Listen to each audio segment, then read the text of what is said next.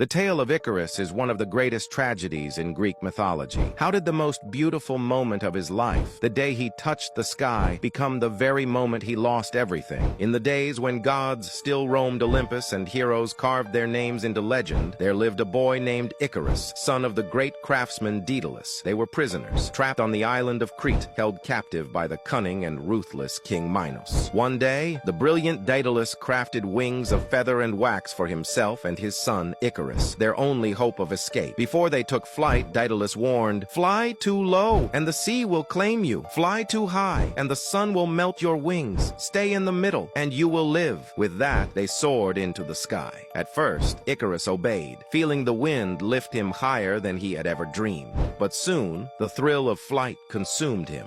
He climbed higher and higher, laughing as the sun bathed him in golden light. "Father, look how high I can go." Then, disaster. The heat melted the wax. The feathers scattered.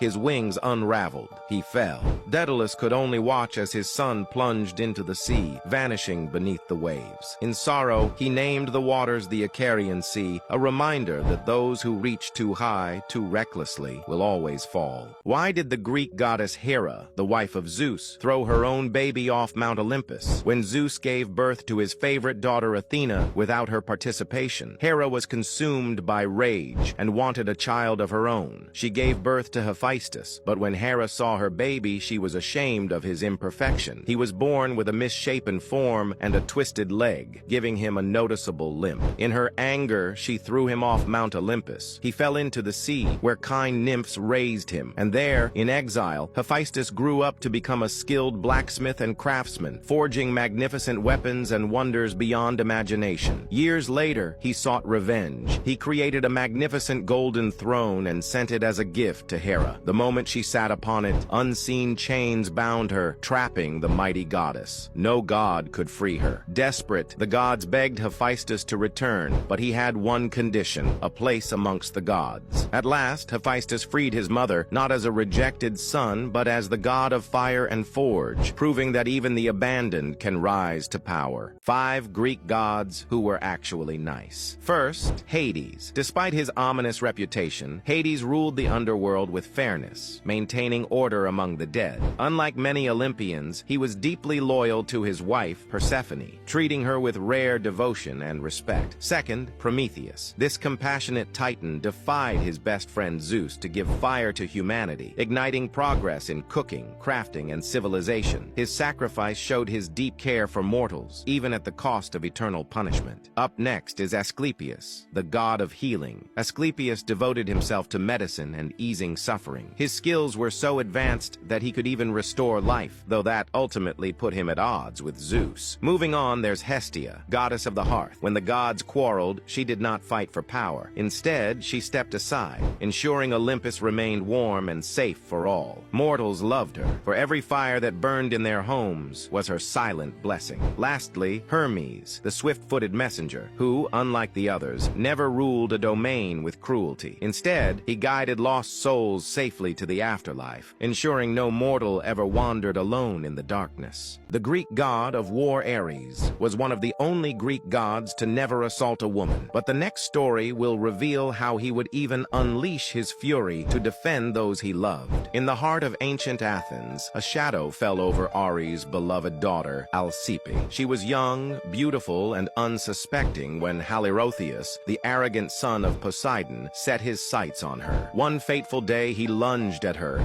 intent on taking what was not his. But before he could lay a hand on her, Ares, the god of war, appeared in a fury of steel and flame. In a furious rage, Ares slaughtered Halirrhothius to protect his daughter's honor. Poseidon, furious at the loss of his son, dragged Ares before the gods, demanding justice. Ares was brought before a divine court of the Olympian gods. The trial was held on a hill in Athens, which was later named the Areopagus in his honor, a place that would go on to serve as the court for serious crimes in ancient Athens. At the trial, Ares defended himself and said, "I am no murderer, I am a father," the gods deliberated. As expected, Poseidon and Zeus judged Ares a murderer, but the goddesses Hera, Hestia, and Demeter declared in his favor. Therefore, Ares was found not guilty, and so the war god left that hill not as a destroyer, but as the protector of his daughter. In the land of ancient Greece, there once lived the Spartans, a civilization where myths and legends roamed as freely as warriors. The city was renowned throughout the ancient world, not for its wealth, not for its art, but for its fearsome warriors. From birth, Spartan boys were bathed in grit and steel.